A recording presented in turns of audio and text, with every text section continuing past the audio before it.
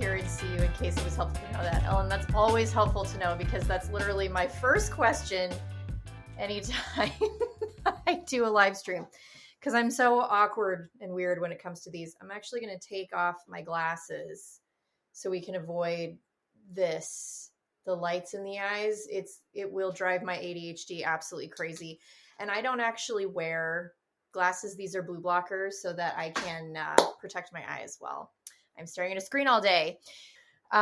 So in case you're just tuning in and you're wondering kind of what the heck today's presentation is all about, I'm here to tell you. So today we're talking about the 10 secret strategies to attract your first organizing clients. Now, I realize that many people watching and listening are not necessarily brand new, but you can always extrapolate new little nuggets of wisdom, even if this is geared towards folks who are on, the newer side of their business.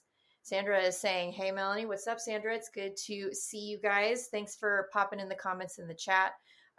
Just in case you didn't see earlier, we are going to be doing a little bit of a Q&A session at the end of today's live stream. So if you guys have questions that you need answered, even if it doesn't have anything to do with attracting your organizing clients, I'm happy to help with that. So you can always learn something new. Absolutely. Even if you aren't brand new, you can always learn something new. Maybe something that we're going to talk about today is just a reminder that you needed. Maybe something that we talk about today is something that I say in a certain way that finally makes it go like, oh my gosh, light bulb moment for you. So we are going to get started with all of this because this is a pretty involved topic. And so I want to make sure that we get to everything and then we can do the Q&A and we're not here forever. So I'm also going to be sharing some super special news with you at the end of today's live stream. So you'll want to stick around until the end to figure out what the heck it is that I'm talking about. Some really exciting things that I am rolling out as part of the I Speak Organized arsenal of resources and training for everybody. So if you're kind of at the point where you need more, you're ready to put the pedal to the metal and make your business as successful as possible in 2025, I've got all the resources and more to help you out with that. And so I'm going to share a little bit about what that looks like at the end of today's training. So before we get started, I want to know where everybody's tuning in from. I know Eileen is in Cali today. She lives just down the street from me in Vancouver, Washington usually, but she's visiting family. So where are you watching from today? Tell me all the things. We got Jamie from Northern Michigan. Welcome. What else? Who else? And pop over to Facebook and see we got Holly from South Carolina. What's up, sister? How you doing? We have somebody in here, Angie, who's saying that she is a complete newbie. And so what do I do first? Okay, well, we are going to school you up on all that. Lonnie is watching from Metro Detroit. We got Angie Agni. I'm sorry, I'm terrible with these names. Agnieszka. I'm not even going to try that one. That's really embarrassing. Is from New York.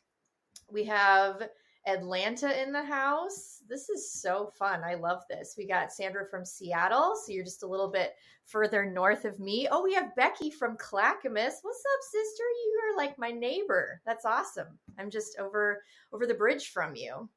We got Tulsa, Oklahoma here. This is fantastic. I'm really, really enjoying all of this. Okay, fam. So let's talk core content. 10 secret strategies. They're not really secrets. Some of them might be. Some of them may be new to you. Some of them not so much. So our first strategy when it comes to attracting your first organizing clients is to narrow down your niche, my friends.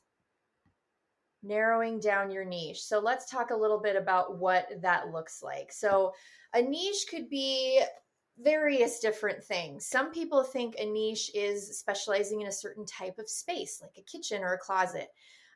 Sometimes people think niching is targeting a certain demographic, whether it's busy families or entrepreneurs or stay-at-home moms or people with ADHD.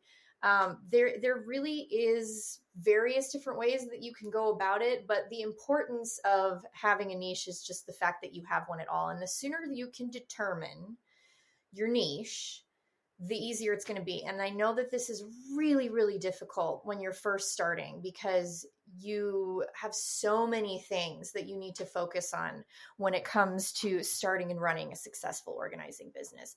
And niching may not be at the top of your list, but here's why it's important to try to narrow this down early. And this is going to come with my next, like, probably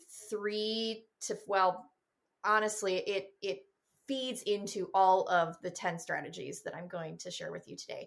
Because once you have an idea of who your target market is and what services you're going to provide, it's going to make your marketing easier. It's going to make what you put on your website easier. It's going to make your social media posting easier. It makes everything sort of just fall into place a little bit more seamlessly instead of trying to spaghetti test. Now, can your niche change over the course of your business? Absolutely. I think my niche has changed an embarrassing amount of times over the course of running my business. And that's okay, because you will start to determine what it is that you actually like. You will for sure determine what you don't like, what aspects of running your business you don't like, the clients that you're not well suited to serve, or vice versa. And that will help you further refine. So you want to just think about, I was having a conversation with a coaching client yesterday, and she was really stuck on this point. And so we were just going through, and I was asking her some questions about, what it is that she likes about organizing. What is it about the business? Why did you want to start this business in the first place?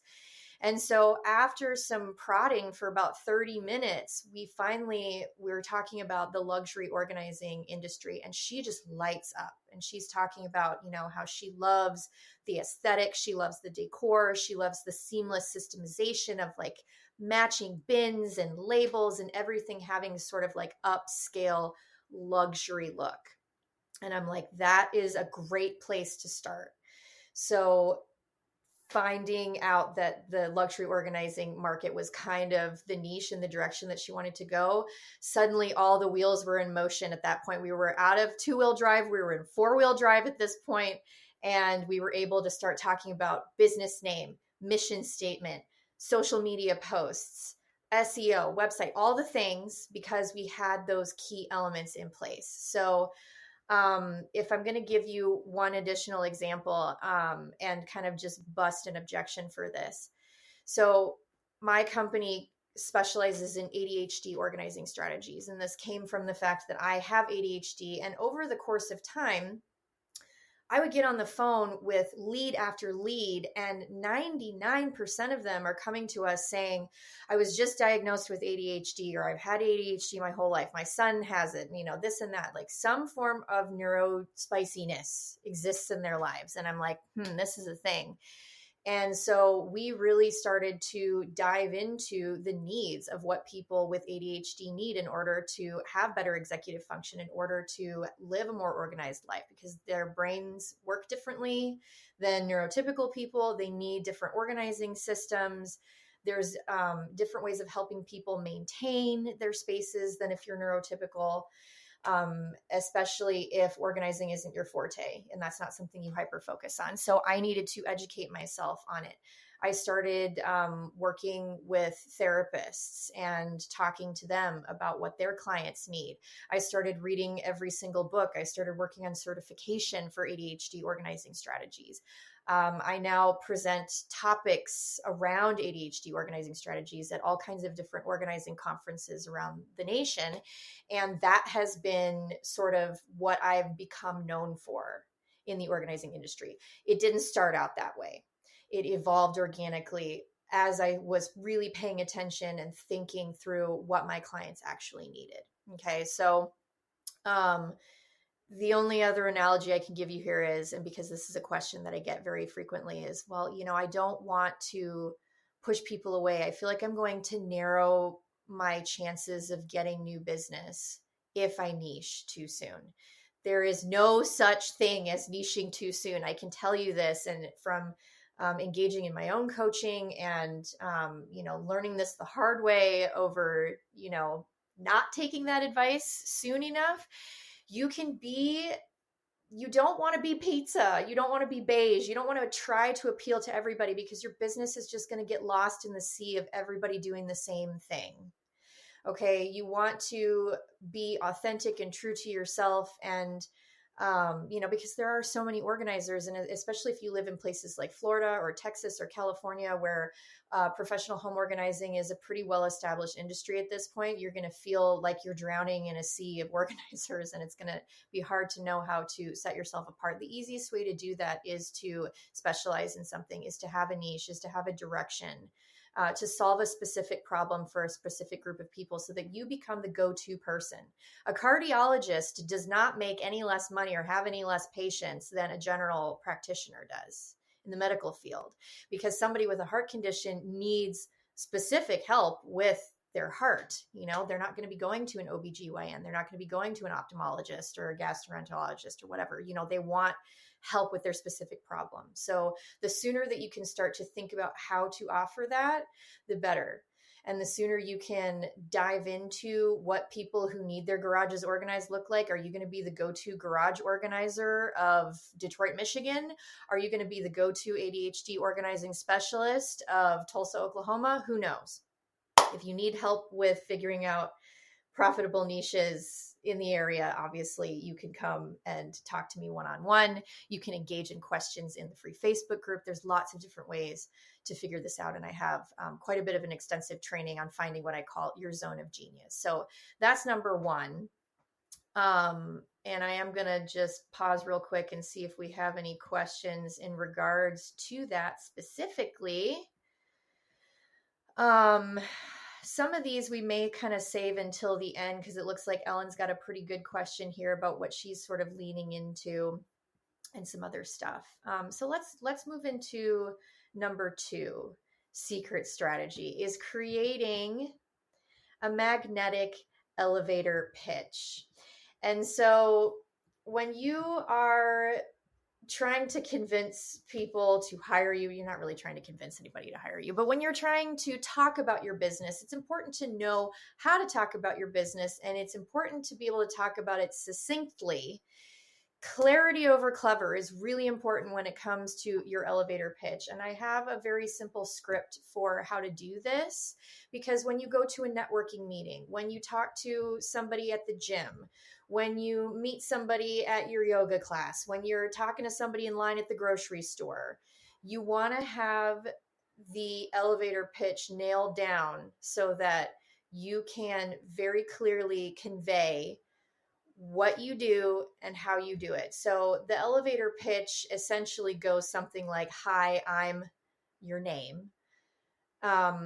Then you tell your title and your specialty. If you have a niche, maybe at this point it's just, "I'm a professional organizer." That's very enticing for a lot of people. They're like, "Ooh, I didn't know that was a thing," or "Ooh, I didn't know that that's what you did. I need you in my life." Like, how many times have you told somebody that you're a professional organizer and had them say something along the lines of, "I need you in my life," right? So after you give your name and your title, then you talk about your unique selling point or your niche. And then you can say something like, "I like to blank," which is going to be your mission or your passion. So again, thinking through what it is that you personally love about organizing. What is it that changed your life? What is it that helped you maintain a sense of calm? What is it about organizing that you like? Journal it out and think about it. And these fill in the blank prompts can really, really help. And so you can say, "I like to," and then talk about what your mission or your passion is, to give you the tools to give them a benefit or an outcome. And I like to give about 3 benefits or outcomes. So I like to do certain things. So for instance, just to make this all kind of come together, I'll give you what my current mission statement is, because again, These things can change as your business grows and changes. Your mission statement from the beginning is not going to be the same as maybe it is 5 years down the line, and that's okay. So my current mission statement is, hi, I'm Melanie Summers, professional organizer, ADHD organizing specialist, and your go-to gal for all things pro organizing business. I like to speak organized to give you the tools to conquer your clutter, live life with more purpose, and learn all about the business of tidying. Okay. You can obviously tell that I have said that over and over and over and over and over again on all of my YouTube videos and my podcast episodes. So it is well formulated. It is ingrained in there. I can rattle that ish off to anybody. Okay. Obviously. So I say my name, I'm Melanie Summers. My title is I'm a professional organizer, and I specialize in ADHD organizing strategies. So I throw that in there. I used to say that I was a productivity coach or a productivity consultant because that was a term that goes really well with trying to help people with executive function. And I realized later on that productivity is not as big of a buzz phrase as ADHD organizing or ADHD strategies. Like people with ADHD, like that term gets people's attention. Productivity, sometimes, like it depends. So again, like that's why you kind of like want to shop this stuff around and see what piques people's interest and then grab onto that and put it into your mission statement or your elevator pitch. So I talk about being an ADHD organizing specialist. And then because I'm also an organizing coach, I'm your go-to gal for all things pro organizing business. I love to teach. That's my gift, is teaching people how to run successful businesses in a way that they are best suited for, not according to what necessarily works for me, but I like to help you figure out what your superpower is so that you can run your business the way that you want. It's all about you. You see what I'm doing here? So I am your go-to gal for all things pro organizing business. My passion is speaking organized. That was very clear to me when I started my business. That was why I named my business what it did, because I knew it wasn't just going to be a business to offer in-home organizing services. I knew I wanted to teach classes. I knew I wanted to have my podcast and my YouTube channel. That was all part of it kind of from the beginning. So I like to speak and teach. So I speak organized to give you the tools to conquer your clutter, live life with more purpose, and learn about the business of tidying. So those are the 3 benefits and outcomes of what I do. So hopefully that kind of helps make some sense for you.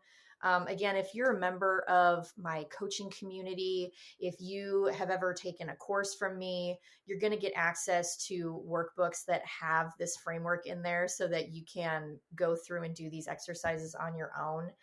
But even if you just go back and listen to this and take notes, you can write down and kind of build your own template. Okay, so have that phrase nailed down as your elevator pitch. Number 3, leverage social proof. Okay, so this one isn't as difficult as it seems. All right.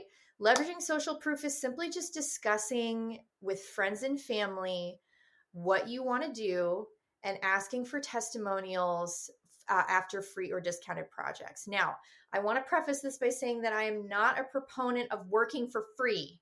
Okay. Like limit the amount of pro bono work that you do for somebody. I would even argue to say that it's best to even do it in your own home first. Even if you are like, but Melanie, my home is already so organized, whatever. It doesn't really matter. Like when it comes to creating content, or you can reorganize the system, there's always a way to tweak and refine or try something new. So if you're going to go the free friends and family route, do like 3 very different projects, like do a garage and a bathroom and like a pantry or something, so that you kind of have the gamut and to understand what it is to organize 3 very different spaces with 3 very different levels of inventory necessary to complete the project. Or maybe you want to do like a file organizing project. Again, like that could be a niche. Maybe you work with estate planners and you help people with legacy planning and building their, like kits of important documents that can never be destroyed, like the deed to the house and the marriage license and the death certificate, the birth certificate, and all that stuff. Like, you help them organize their paperwork. And so that could be an example of a niche. So developing your social proof, again, getting those testimonials, that's the big piece of this. And I had a client who took my overbooked course last spring, and she was very discouraged because she only had one review. And she was like, I mean, all I have is this one. I can't just share this and everything. And my first thought to her was, A, why not? Why can't you share that one thing? And B, when we took a look at the review, it was quite long. Like, it was lengthy. So this is my favorite little secret hack for this, okay? Take one review and chunk it out into multiple sections. Because most people, like, if you plaster like 3 very lengthy reviews on your website, and it says something like, client love, or this is, our clients love working with us. And then you're going to make people sit there and read the whole review. Like, especially my clients, or my leads in particular who have ADHD, ain't nobody sitting there reading that stuff. Like, it's too long. We want just the little snippets that display how awesome you are, or what they loved about working with you, or what you did to this one specific area. So take little snippets of that entire testimonial, break it up, and then sprinkle it throughout your website or your social media if you want to feature that as a post on social media or something like that. That is my absolute favorite tip in building social proof, especially if you don't have before and after photos. If you don't have before and after photos, an after photo goes a very long way. So even if your home is beautifully organized, figuring out how to properly light a space, go on YouTube, watch a 3-minute video about how to light a space for a shot, take a picture of your beautifully organized linen closet and post it as your work. That is work that you've done. That is social proof that you are an expert at organizing, and you haven't even set foot in a client's home yet. Okay. I also really advocate for, as soon as possible, setting up your Google business profile so that as you're getting those pieces of social proof, they're going into your Google reviews. Don't let that go to waste. Even if it is a free or discounted project, that is still a job that you've done that somebody can review, and it's legitimate. So have that person leave you a Google review. So you go to google.com/business or whatever it happens to be. You set up your Google business profile. It needs to be connected to your website. We're going to talk about that in a second. If you guys have questions about that, please feel free to pop them in the chat. But don't let those pieces of social proof go to waste. So if you found that helpful, go ahead and type in the chat social proof wins for me. And then let's go on and talk about number 4, which is offering free mini trainings or lessons. This is one of my personal favorite go-to strategies. If you're somebody who isn't a huge fan of presenting, this one may or may not be for you. That's why I offer 10 strategies, because you don't need to use all of these in order to attract new clients. These are just 10 very different ways. A lot of them work hand in hand, but you don't have to utilize all of them. I love offering free mini trainings and lessons because it's another form of social proof. Like, for me to do this live stream for you, this is a free mini training. This shows you that I am passionate about helping people in the organizing industry. It shows you that I do know what I'm talking about to a certain degree, and that I care about the success of your business, because I really do. All of those things are very true. And so this is a way for me to very clearly demonstrate that to my audience by showing up for you and devoting my personal time to being able to do that. That goes a long way in business. And so for you to be able to do that for your potential clients and show them how much passion you have for organizing, how much passion you have to help them, it shows your servant's heart. It shows, it gives you an opportunity to showcase your strategies. So just think about it that way. Instead of thinking about being shy, you don't like to get up in front of people or this or that. It can be a more intimate setting. It could be amongst friends. One of the most fun ways to introduce your business and kind of give back in your community is to host a clothing swap. That's a super easy one. You can invite all of your friends over to sort of swap clothes and try new styles and things. And it's fun. maybe have a few glasses of wine, maybe have a few more glasses of wine, and then use that as your ability to get up and talk a little bit about your business and offer some tips about wardrobe refresh, or you can talk about like how to rotate your clothing seasonally and things like that. And then you have little prizes for people, you have little freebies, little giveaways, business cards, whatever, something cute and fun and memorable that you can give to them, to help them remember you and maybe want to hire you or refer you to somebody who could really use your help. Every single time I do a speaking engagement or a mini workshop or a training, people come up to me afterwards. At least one person is crying because, XYZ family member like really needs their help and this is the answer to their prayers or what have you. Somebody walks away feeling super inspired to go and tackle it themselves, at which point I have like a checklist available for them that I can hand over that has a QR code with my business information on it, so that when they get really frustrated and decide they need professional help, hello, here we are, we're here for you. All those different things. So people really do resonate with that stuff, and it is very rewarding and fun. So just think about what it is that you like to do. Do you like the Marie Kondo method of folding, of file folding? Are you going to do a training session on that and then offer a free laundry routine printable at the end of it? Give them something fun to take away. And that is a really, really great way to do that. One of the easiest ways to get into doing that, there's two that I really like. One is to contact MOPS, the Mothers of Preschoolers. It's a national organization. There's going to be a lot of stay-at-home moms there. There's going to be maybe some working moms here and there, but you can go and just present on a topic. It could be about anything. I do MOPS presentations probably like once a month around the area. And they will ask you to come back.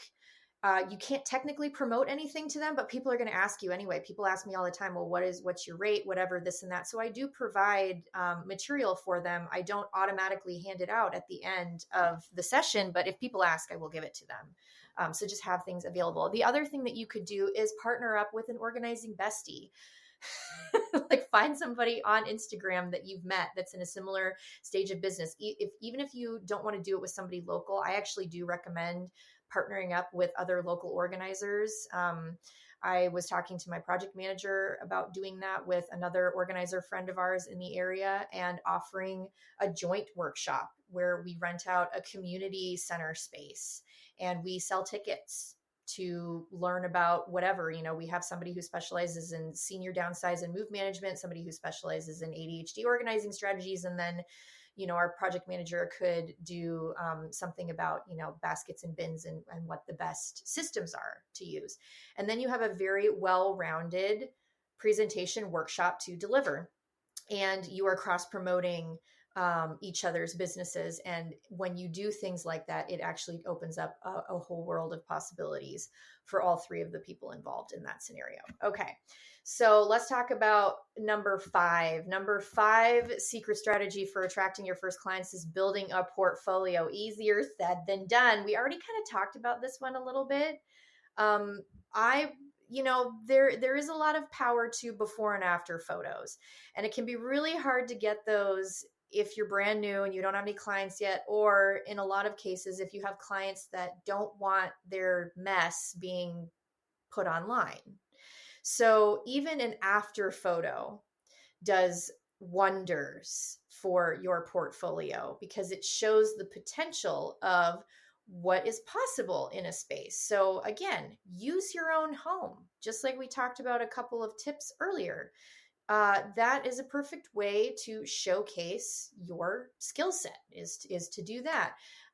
You can also even go so far as to put lookbooks together or Pinterest boards of certain aesthetics that you like, and then present those to clients and ask them, which one of these aligns with your organizing style the best. We use a lot of before and after photos on the back end when we're talking to new leads by saying, hey, this was an idea that my project manager came up with last week. And so We want to show them pictures of, certain garages at different levels of disorganization and say, here's where this project started, here's where it ended up, and here's how long it took us, and things like that, to just kind of help them with the onboarding process, to have more realistic expectations when it comes to how long the process is going to take and how much it's going to cost and all of this different stuff. So there's various different ways that you can use that portfolio, other than just blasting it on social media. So those are two examples. Another thing that works really, really well in building a portfolio is showcasing it on social media, again, using your own home. Time lapses are really, really powerful, of showing in real time, just sped way, way up, how you do the dishes or how you put your house to bed at night. Like showing people a day in the life routine goes a really long way. And it's a very easy piece of content to create that builds your portfolio, because ultimately that's what social media is for a lot of people in the organizing world. There's a lot more that goes into it. As somebody who is a professionally paid content creator, that's something that you can take my social media method course and learn a little bit more about the place that social media holds in your business. But for me and for a lot of people starting out, it serves as the perfect place to showcase your expertise in your portfolio. And there's various different ways that you can do that, including being a faceless brand. Like it's really all about leveraging your strengths. And we'll talk about that in a second. So those are a couple of different ways to build your portfolio. I'm sure we can talk about other ways as well. Number 6 is to network locally. So this is something that a lot of people overlook when it comes to trying to attract clients. You think that you need to go where your clients are and be where your clients are and hang out where your clients hang out and all of this. And like, no. Like, yes, but that's more difficult. If you're not great with sales and selling direct to consumer is hard for you and makes you feel like a sleazy used car salesman from the 1980s and like you're chasing people down in the parking lot, because we all have had those experiences. And I don't want anybody to take offense to this, because I have participated in MLMs before. But we all have had experiences with people that are really aggressive with sales in a multi-level marketing business and like chase you out into the parking lot, like trying to get you to like sign up for XYZ. And we just, having had those experiences, don't want to be that person. So networking locally is your best friend, because you get to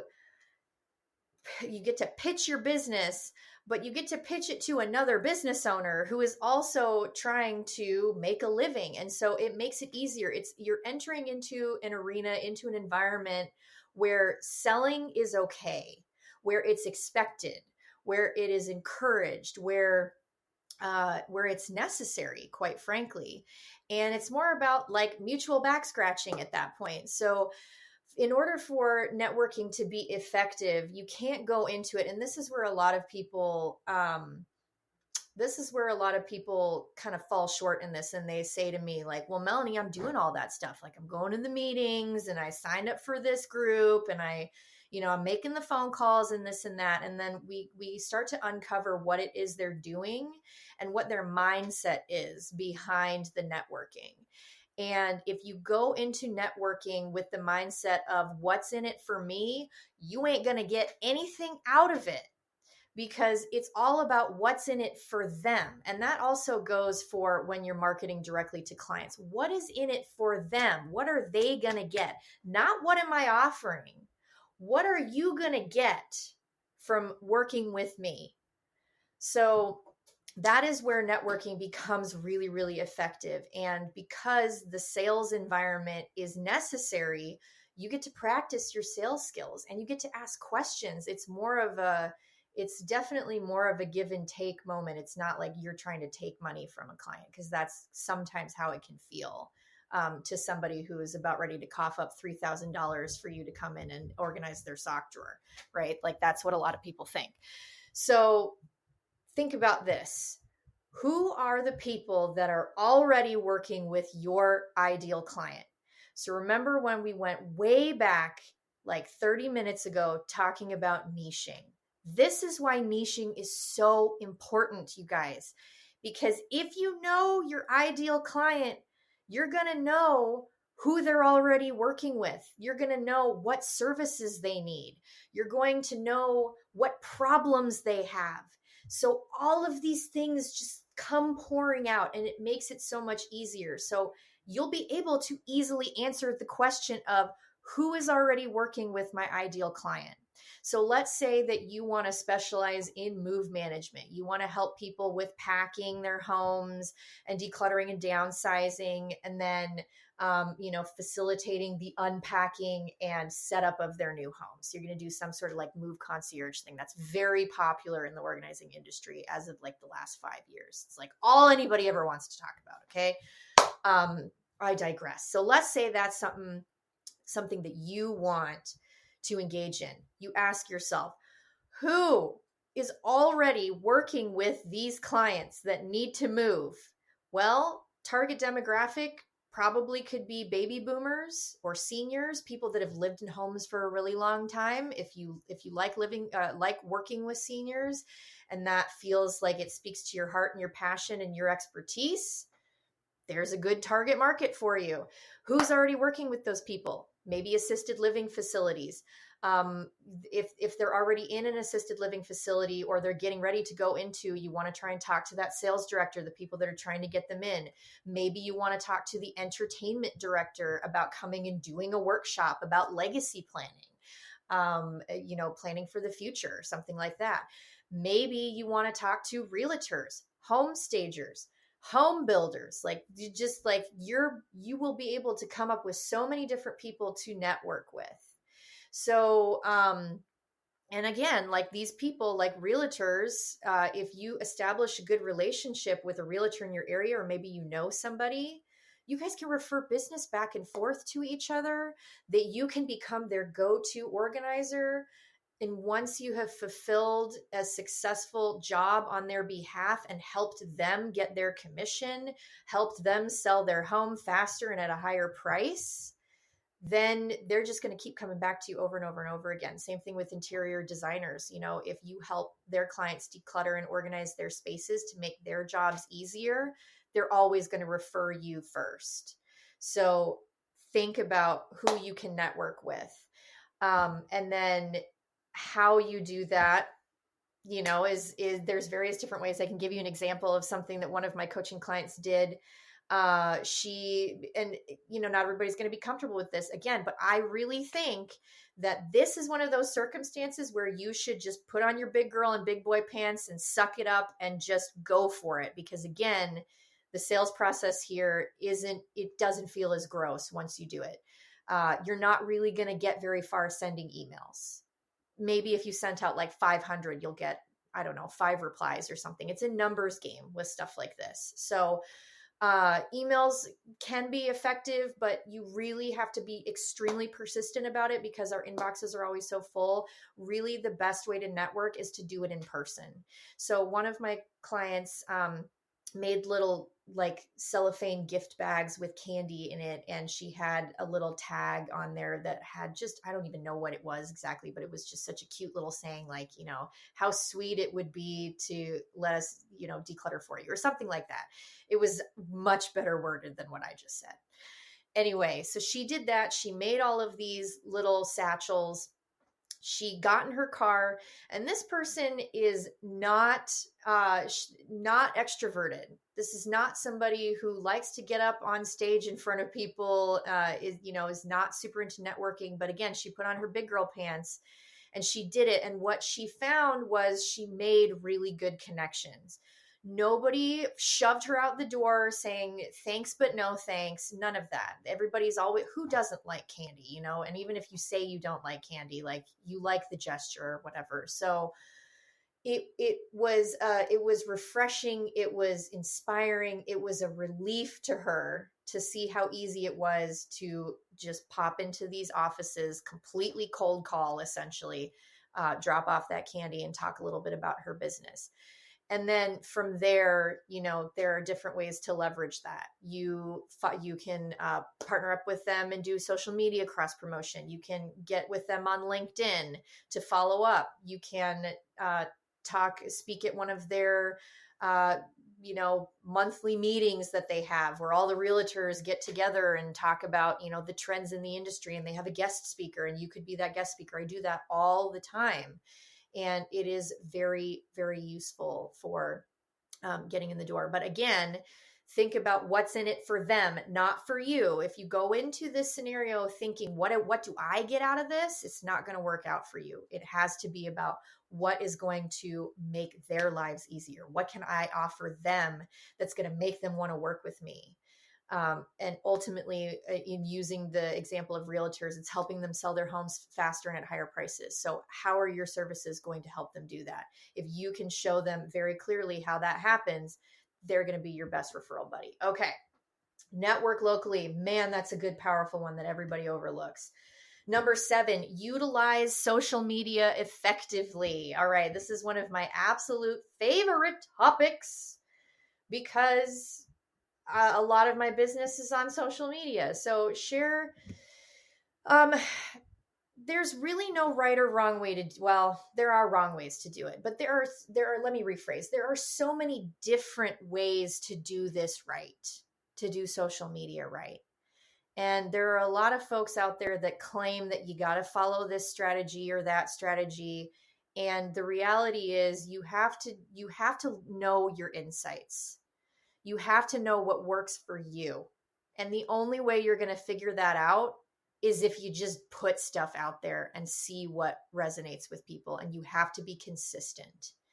And even if you're putting out consistent crap for a while, it's really not that big of a deal because you can still extrapolate patterns from your insights.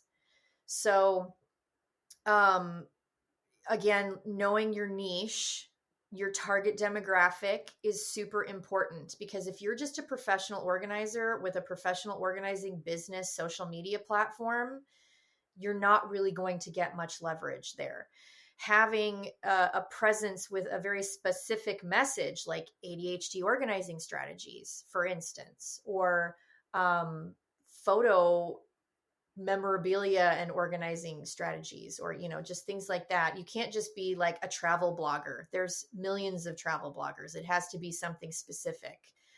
Maybe you're a travel blogger that reviews the best beaches in the world or something like that, so that when somebody has a specific problem, they're like, oh, I don't know what beach to go to. Like, they know that there's like the beach gal on Instagram that they can follow, and then they can download her, best beaches guide for 2025. And then suddenly they end up as a member of her, travel agency where, her team like books you amazing vacations for less than the price of a Costco trip or something. You know what I'm saying? Like, that's how it kind of evolves. So having a niche is extremely important on social media. Knowing how to use your insights is really important. And the easiest way to know what your audience wants to see is to ask them. Plain and simple. You'll notice in my Facebook group, that is another form of social media engagement, is my Facebook group. It is a free resource for everybody. It is a big community hub. It's meant for you to get the answers to the questions that you have as quickly as possible when I'm not always available to answer that. It is a hugely awesome resource that I am honored to offer you. And in that group, you'll notice that I ask questions. Like, for instance, about this live stream that we're doing right now, I polled people and said, which of these 5 topics do you want? And this was by far the top, most voted topic that people wanted to see. And so that's what we're doing. So you can do the same thing on any of your social media platforms. One, I guess, idea or rule I would say about this is figuring out, where your target demographic likes to hang out. So A lot of, I mean, this again does change and shift over time. There are more baby boomers on TikTok now than there used to be 5 years ago, but TikTok could be going away. We don't know. There's so much drama and all these things. But primarily, if you're working with seniors, most of them are going to be on Facebook. If you're working with entrepreneurs, most of them are going to be on LinkedIn, stuff like that. So just knowing more or less where your target demographic hangs out, that's honestly probably where you should be devoting most of your time, is where your target demo is hanging out. And then asking them questions, because again, it's not about you. It's not about like, it's not always about like, oh, look at this beautiful pantry that I did. Like, people like that stuff, but you can't just only post that like once every couple of weeks, like on a random Tuesday or whatever. Like, there does need to be some strategy there. So again, knowing your insights is so important.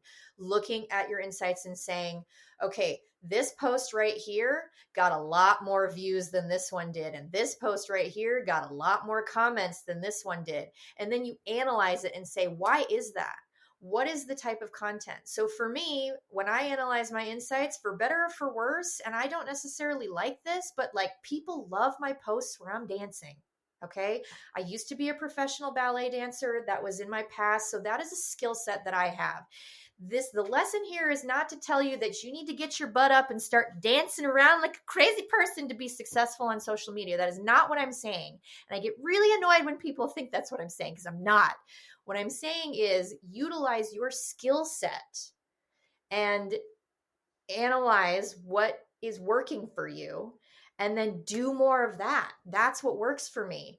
And I don't always like doing that, but I know that when I have an important message to get out, or when I'm doing a launch of some kind. So over the next couple of weeks, if you like my dancing posts, because I'm promoting my new Empowered Organizer membership program for new and aspiring organizers, you're going to see a lot of me dancing.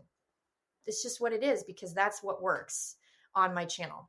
And in my social media sphere. So just as a general blanket rule of thumb, when you're looking at your insights, ask questions, use polls and quizzes. Those are extremely effective in determining what type of content to put out there on your social media. It doesn't all have to be before and afters. Looking at your insights and driving forward more content that people actually like seeing from you, and just being strategic about it. So the other thing that people generally gravitate to are statistics and data. Like, you'll see a lot of posts come up about things like, did you know that the average home has 300,000 items in it? Like, people love stuff like that.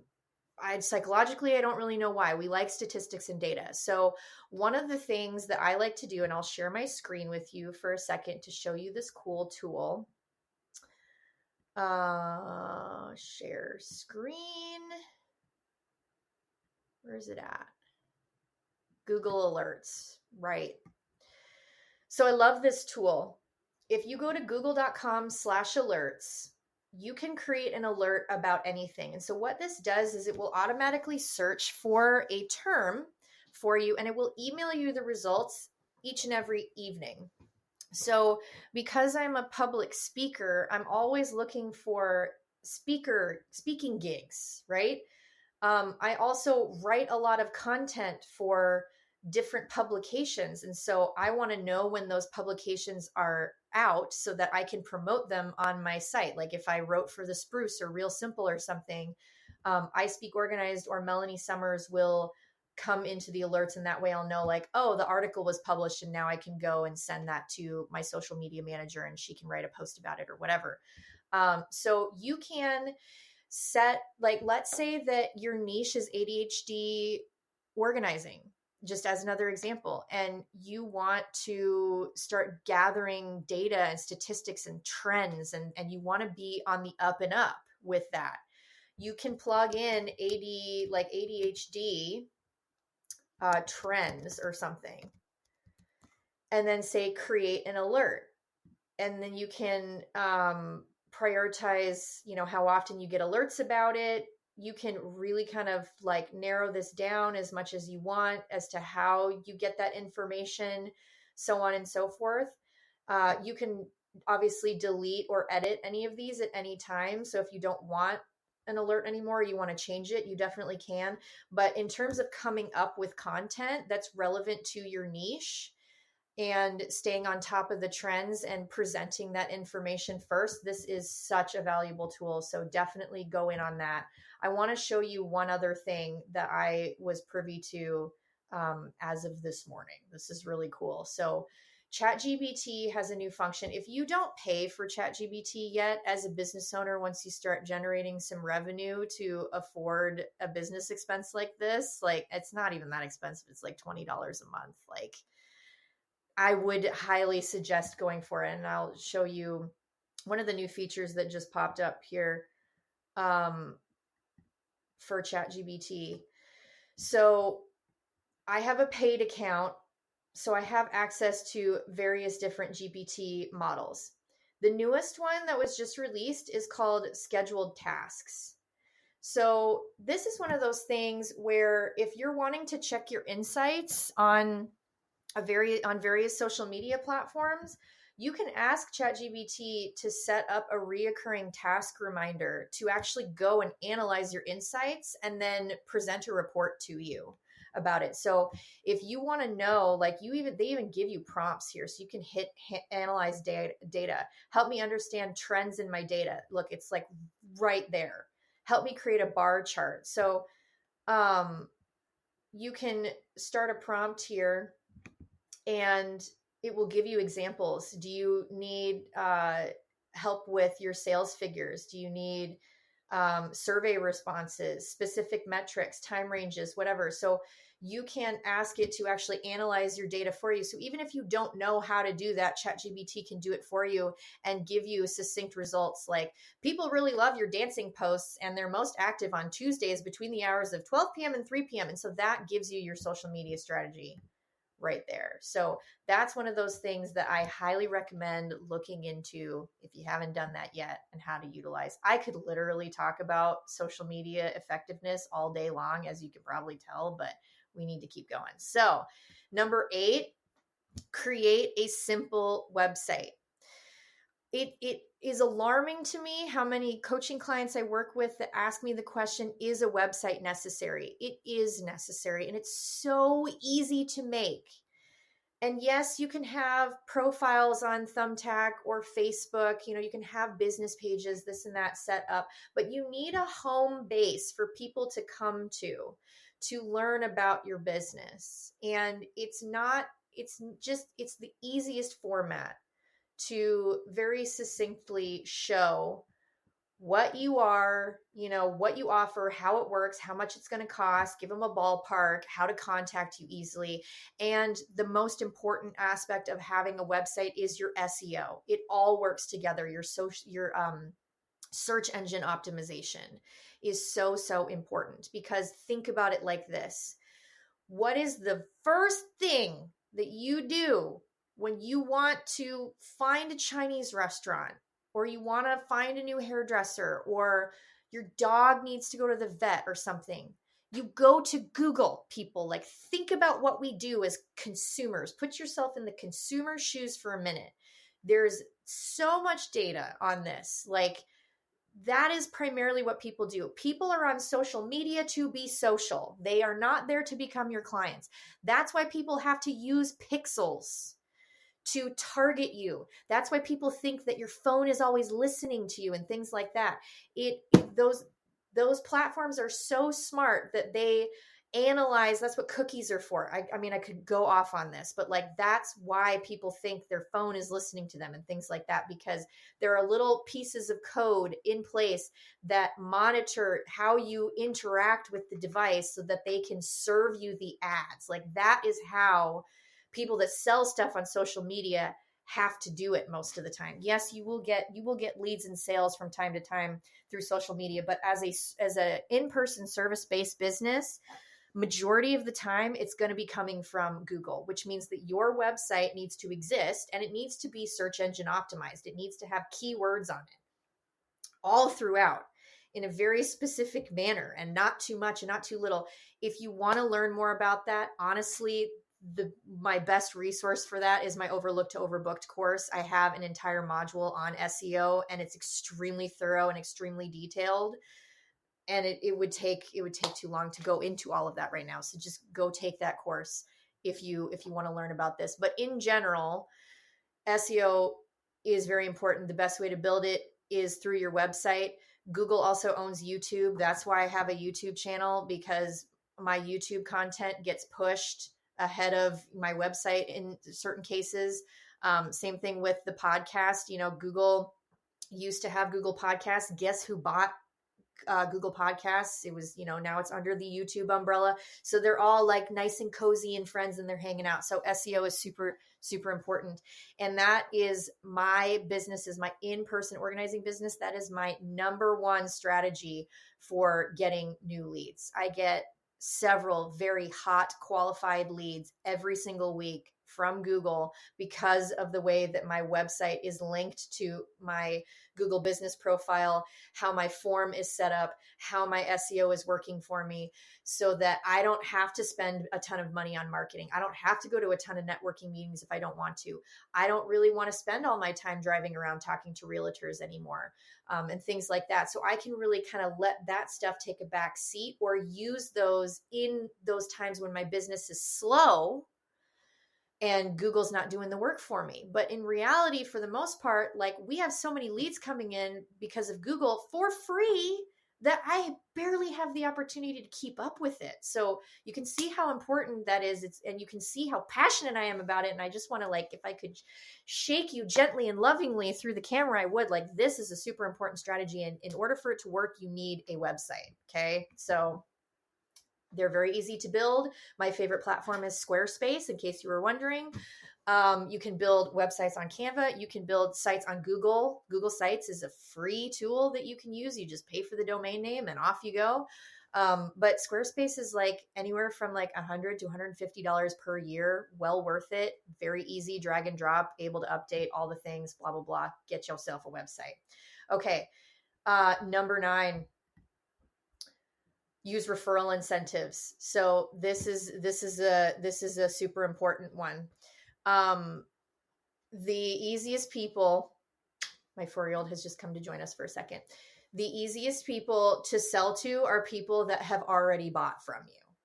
So I love referral programs, and we run them on a quarterly promotional basis. So this is a way to re-engage with clients who maybe have lost a little bit of steam and they fell off. They're like, oh, I'll contact you after Girl Scout cookie season. And spoiler alert, they never do.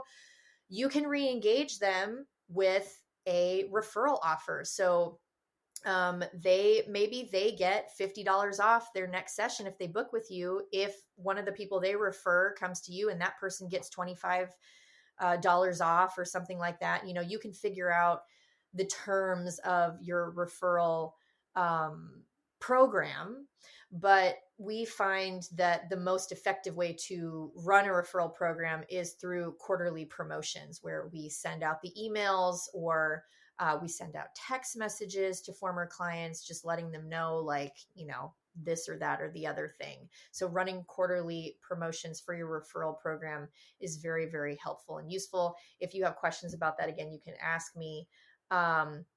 Number 10, because I'm trying to, we're reaching the hour mark here, is to join local community groups. Okay. So this is kind of like networking, but it's networking on a regular and consistent basis. So this is joining the Chamber of Commerce.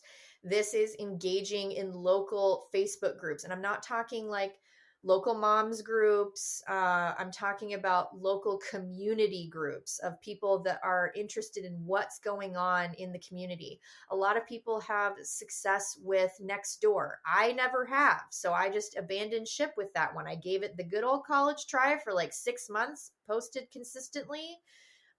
Didn't really get much traction, but there are other people that do really well on that platform. I like in-person community groups where you go, like even a BNI, like if you can get either you or a team member to go to that weekly meeting every Thursday morning at 8:00 at that coffee shop, like those relationships are such gold for many different reasons. One of which being that you have cross-promotion opportunities. So again, thinking about what's in it for them. Based on my skill set, I like to teach. I love giving workshops. I love delivering useful, powerful information. So I teamed up with my realtor friend through one of our networking community groups to offer a social media course, like a workshop, to other realtors. So a lot of the information that I present to organizers works for anybody's business. And so obviously, like, you know, she was like, we love what you talk about with social media, this and that. Would you be willing to put together a workshop? And I was like, yes, sign me up yesterday. Let's do it. And so she did a ton of promoting and got a bunch of realtor people to come. I got some of my, you know, interior design folks. Like, you need to get out there and join in the community of other home service providers so that you have a network of people so that you can provide value to those people. Because not only am I providing them useful tips on social media, I'm also getting to promote my organizing business and getting phone calls from these people saying, hey, you know, like, can your team help this client get ready to sell their house and move to Amsterdam or whatever, this and that. It's such gold. It gives you an opportunity to practice your mission statement and your elevator pitch as well. Because as a member of those groups, a lot of times you have to stand up and like give your speech. So if you know that you need to do more networking and you need to go to these events, this is a perfect kind of safe, small group environment to practice that. Whether it be in a Facebook group where, you know, you perfect how you talk about your business, whether it be going to a BNI style group where you have to stand up and say, like, you know, give your elevator pitch. You can ask for feedback in that environment. You can give these people your marketing materials, you know, everything from your business card to door hangers to whatever. I've made little booklets with move management checklists in them to help realtors with their clients who are having trouble staying on task, on a schedule to pack and get ready for their move. So we have a checklist all laid out for them. And of course, all throughout that are tips and resources and information about how to get in touch with our business. And so again, that's me thinking, what does that client need in that moment? It's not just about me, like, here's my business card. Cause like, what do you do with a business card? Everybody just throws them in the trash. Like, let's be real. So you need to be a little bit more savvy about with what you're creating in terms of a marketing and promotional material. And those community groups are great ways to distribute those marketing materials and make sure that they land in the hands of your ideal client in the moment that they need them. You see where I'm going with all this? Right. Okay. So join those groups. Man, that was a long-winded training. Hopefully it was very, very helpful. I want to go into the Q&A here. So I'm going to be looking at some of the chat comments. I want to see what you guys are asking. So if you have questions, start popping them in the chat here. Before we go into that, I want to make a few announcements, of course, because I want to make sure that you guys are up to speed. You know that part of the reason why I'm offering 2 live streams this month is because I am promoting the open of enrollment to my Empowered Organizer membership program. Okay, so this is really kind of geared more towards newer organizers. If you've been around the block a little bit and you're looking for a group of people to engage with on a regular monthly basis and receive similar style training from me, again, like, you can always learn new stuff, even if you have learned it somewhere else before.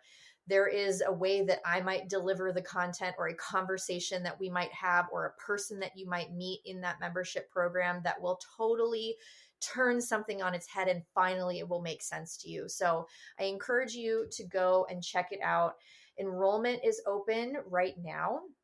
If you're watching this live stream and you're inside of the live training portal, you can actually click that link right there on my face and go to the website and learn all about the Empowered Organizer membership, what you get.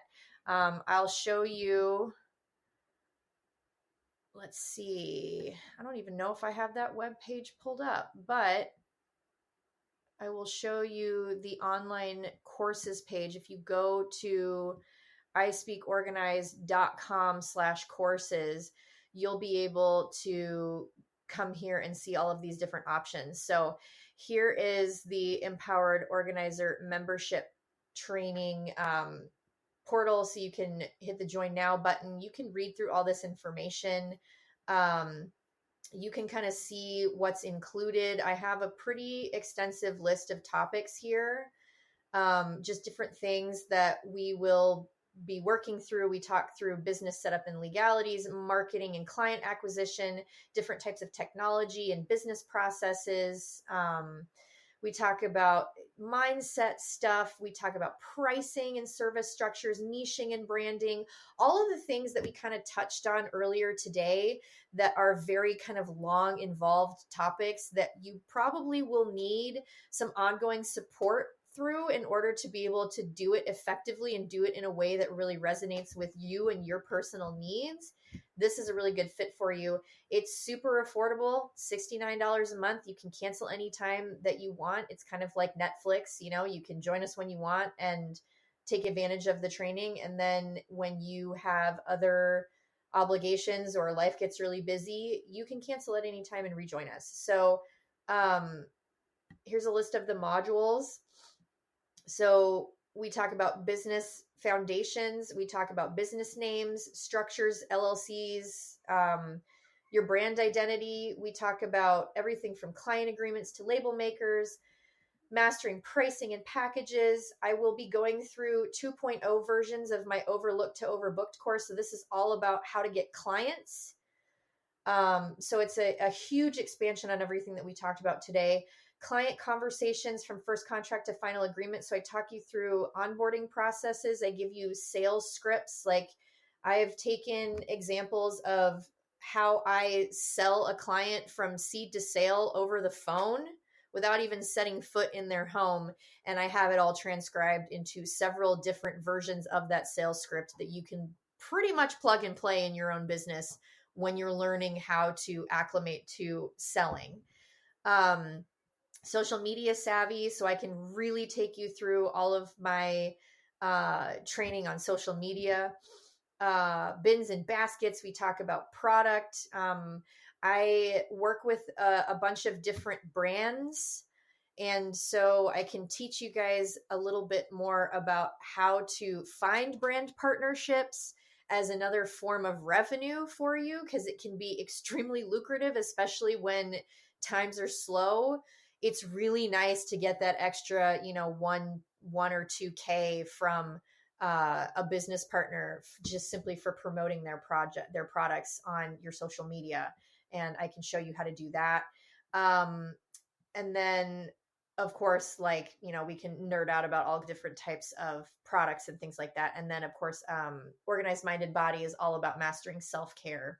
So as I'm sure you know, with my background in dance, I am able to kind of help you learn a little bit more about how to take care of your body, how to lift things properly, when to know how to outsource certain tasks. I'm really passionate about healthy eating. Like all of these things are things that I don't necessarily promote outwardly through the course because it's stuff that I know you need, but it's not necessarily something you know you need. And so it's just there for you as an additional resource, because ultimately my goal with anybody who's an empowered organizer is to make sure that you have everything necessary to run a successful 6 or 7 figure business, including being able to stay fit and healthy so that you minimize the chances of something bad happening to you or getting injured on the job and then suddenly you're out, or, you know, you're getting sick. And, you know, because a lot of times when you're starting your business, you're doing everything by yourself. And if you're out, you're not making any money. So my goal is to keep you healthy, keep you in the fight, and teach you all of those different strategies that you need to be successful. So definitely go to melaniesummers.com/empowered-organizer to check that out. If that's too hard to remember, just go to my courses page, Melanie Summers, or I'm sorry, this one's ispeakorganized.com/courses. That has all that information there. One other thing I wanted to draw your attention to on my website is a new page that I just put up with on-demand trainings. So for those of you that don't want to join the Empowered Organizer membership, but you want to maybe have access to the training on your own terms, you can go here to ispeakorganized.com/video trainings. This is where you get access to on-demand trainings for professional organizers. So we've done a couple already. We had the business planning session for 2025. You have access to this training there. You can snag the resources that go with it. We did one with my friend Kirsten talking about LLCs, EINs, business banking accounts, credit cards, all that fun stuff. You can purchase these trainings at one-offs for $27 a piece. And that includes all the resources that come along with those trainings. So if you don't want to join the membership, but you're interested in some of the topics that we're going to be doing, this is all part of the vault. And if you are an Empowered Organizer member, you get access to all of this training included in your membership. So these are all extra trainings in addition to the ones that are already planned that you are going to get access to. So again, be sure to go and check all that out. Okay. Now that we've talked about all of that, let me go ahead and stop sharing my screen, and I'm going to go through and look at some of these questions here. All right. Ellen. She is saying, trying to lean into her niche. Busy professionals, more specifically busy professional women, primarily those who want a done-for-you service, luxury service level. Okay, good. Oh, I see. So you're just kind of like showcasing some different strategies for what you're thinking in terms of niche. This is really great. I'm going to pull this back up again for a second. So done for you service. This is a really good thing I think that Ellen brought up, which is great. This is something that you can offer as part of a niche. Like that's a thing, done with you organizing versus done for you. That is an example of part of your niche that a certain target demographic might really like luxury organizing industry people. Maybe they're super busy. They don't want to be involved in the process. They just want a turnkey experience, somebody to come in and do it for them. That is a done for you service.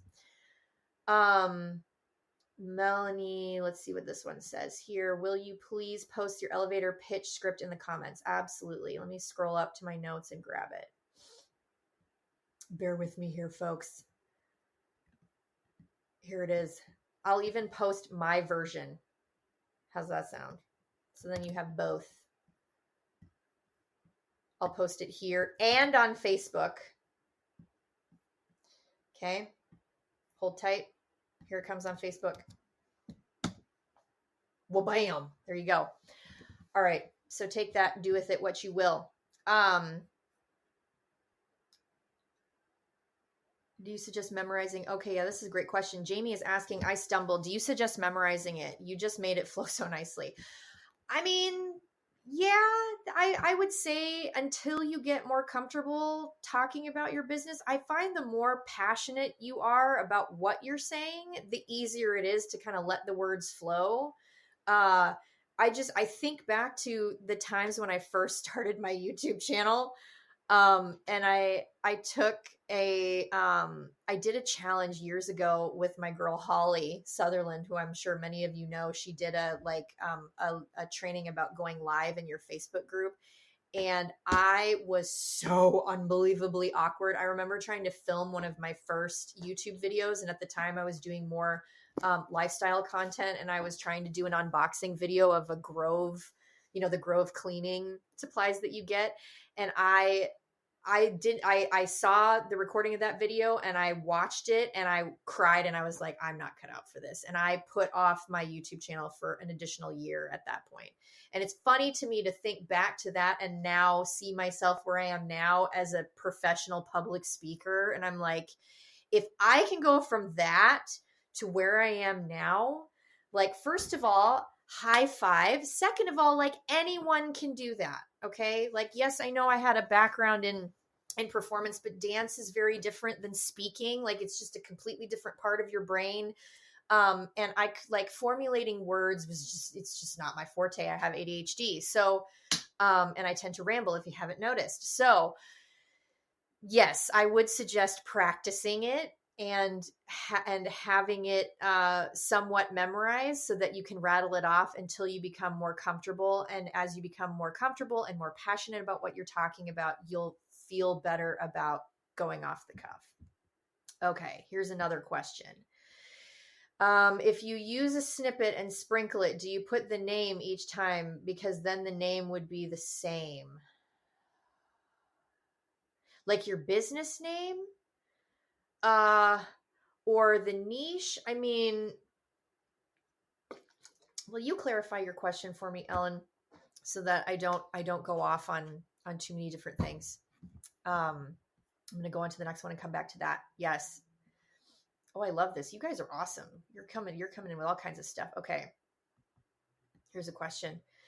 There's still no way to do polls on business social media page, right? It would only be in a group. I think that's true. There's a way to do it on Instagram. Instagram is probably the easiest social media platform to do that. If you don't have a group, you can do polls. You can have people vote on posts. I know my friend Marisa from Mac Mom Organizing in New Jersey does that on like almost all of her posts, and she gets a ton of engagement from doing that. And her primary social media platform is Instagram. So I know you can do it on there. I don't think you can do it in business pages, but honestly, I recommend starting a Facebook group of some kind for your business as soon as possible. It's one of those things that I really wish I had done sooner. And I love our Facebook group, the I Speak Organized social media network, whatever we're calling it these days, is such a great resource because I see people like giving jobs to other folks. I see people who are not organizers asking for organizing help in there.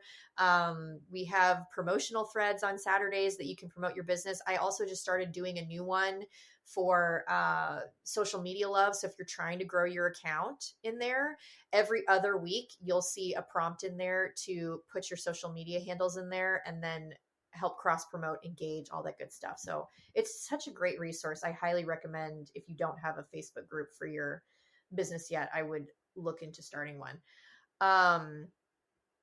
Okay. Preach Google is your mother. That's such a great comment. I love that. It's true. I mean, it really is just like, it's so important. Stephanie was asking about the elevator pitch. Yes, I just put it in there.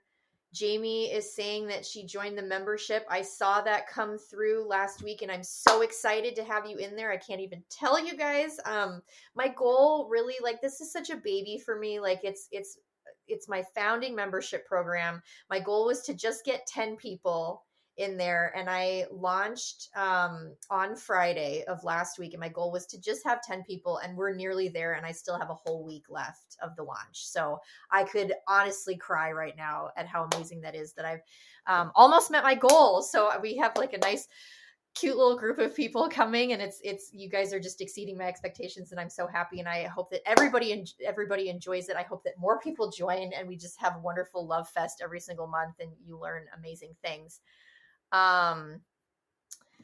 Let's see what other questions are coming up here.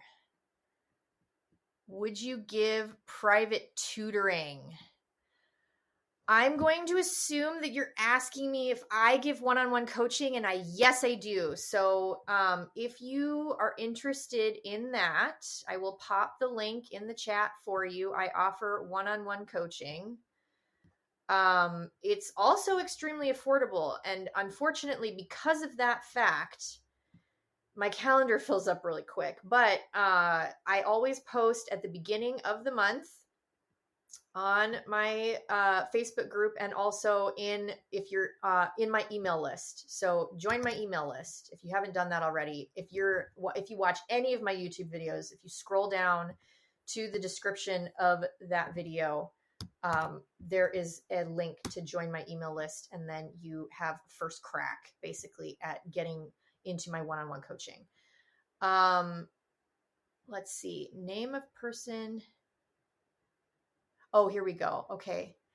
Oh, I see what you're saying. Yes. Okay. Thank you for clarifying. So, Ellen clarified, she's talking about the name of the person who gave your review. So say Mary as you sprinkle sentences into your website. No. Yeah. I usually use stuff like happy client, thrilled client, just something of that nature, like ISO client or whatever you want to call it.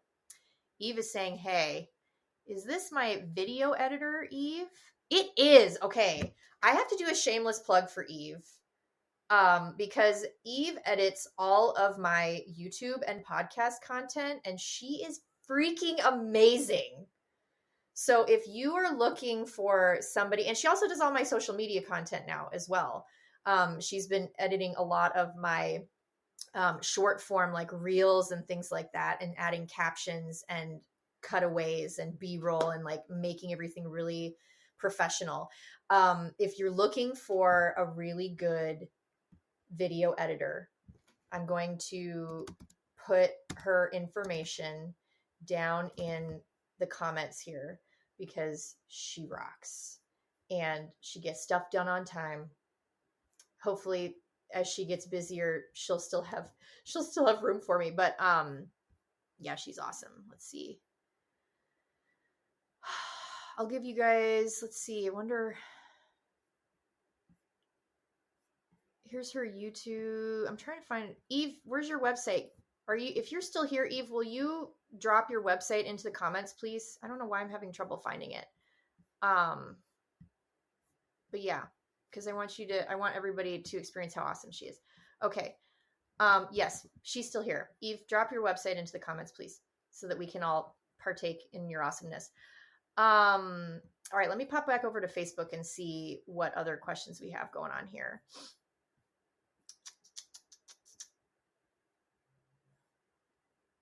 Yeah, my friend Beth, who is an amazing professional organizer in the Midwest, was saying that she gave MOPS a tryout here and they've been great. That's awesome.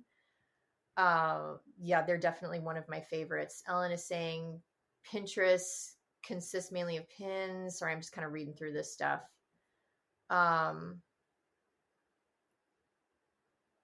Claire is digging the tip about how to utilize social media. Begin so we can grow and be better at it. Be bold and begin. That helps. Yeah, absolutely. It for sure does. Eileen is shouting out the overbooked course. Thanks, Eileen. You're the best.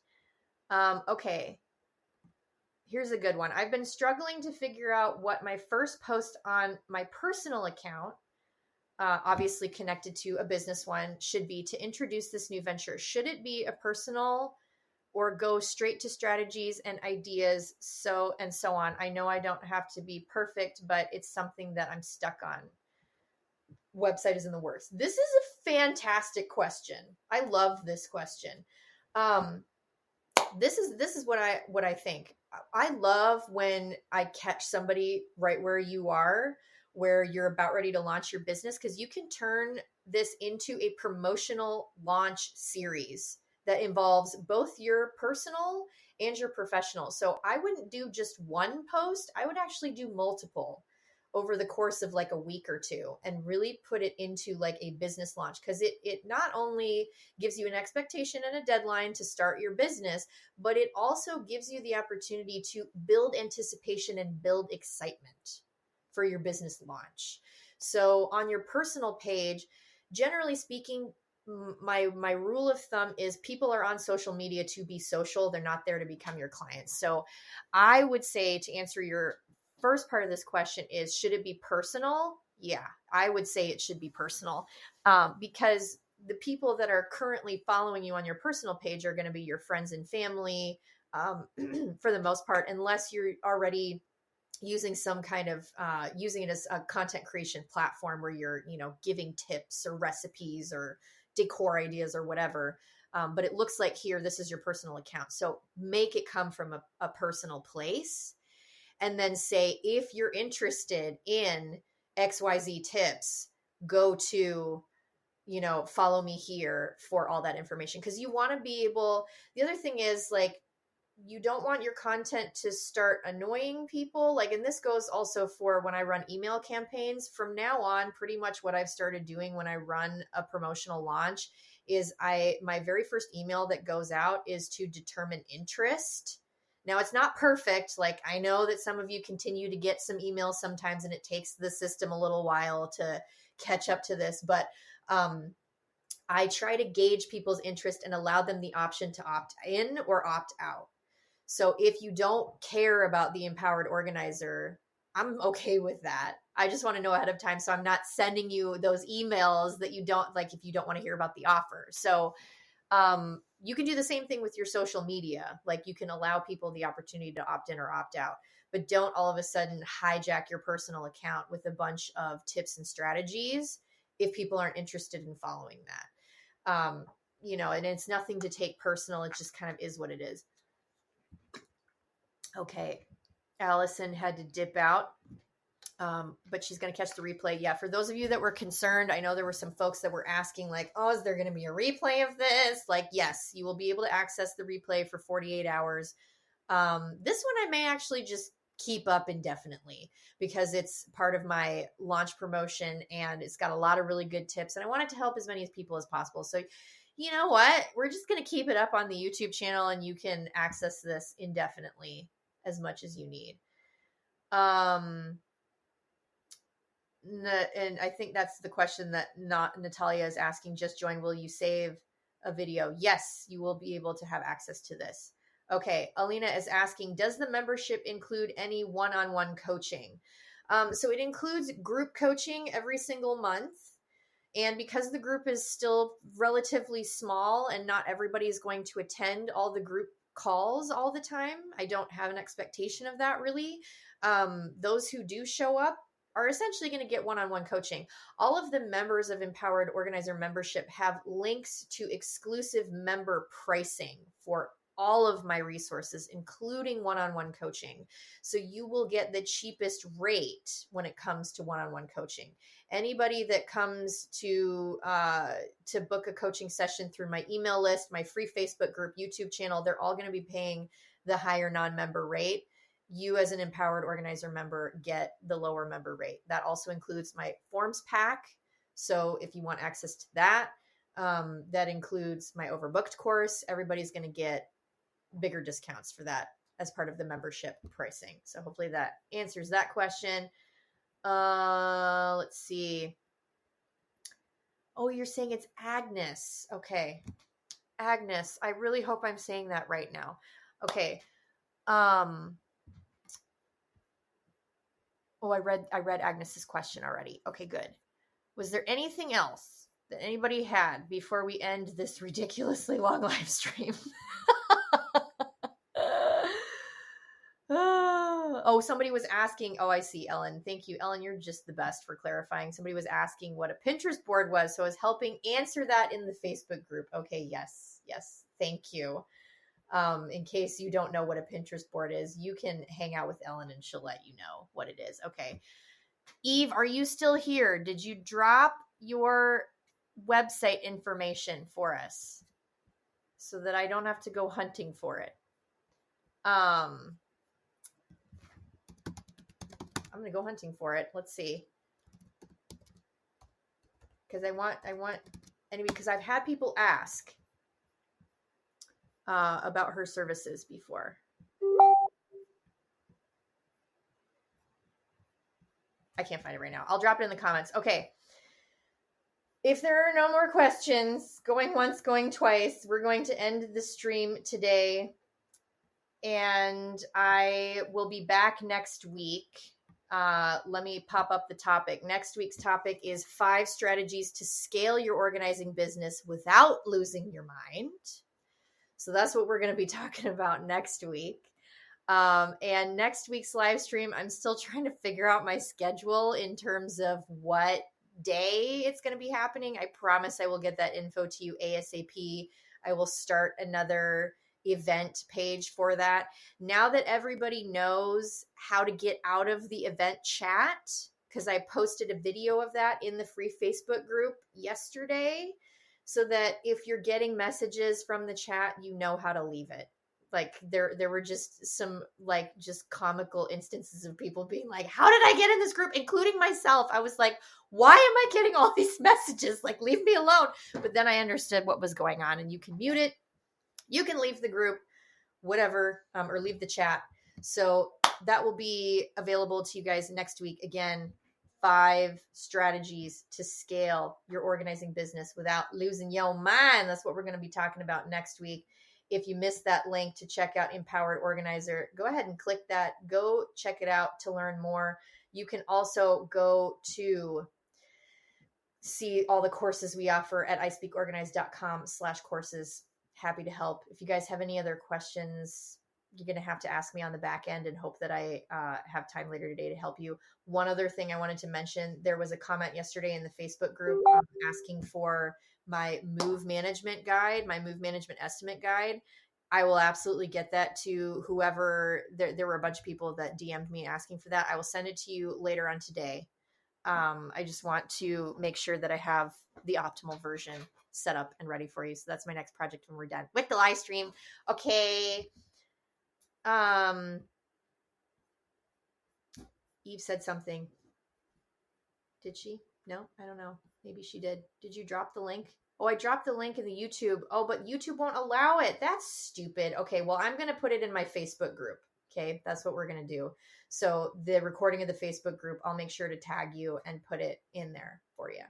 Okay, you guys are the best. Thank you. Lonnie, thanks for coming. Alina, thanks for coming. Everybody, Agnes, thank you so much. Allison, it was good to see you. Thanks for sticking around. You guys are just absolutely fabulous. You're the best. I love you all. Hearts up.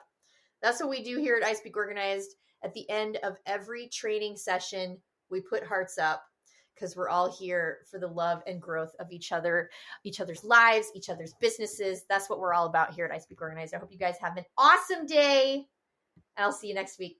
Okay, bye-bye. Mom, I clipped my nose and then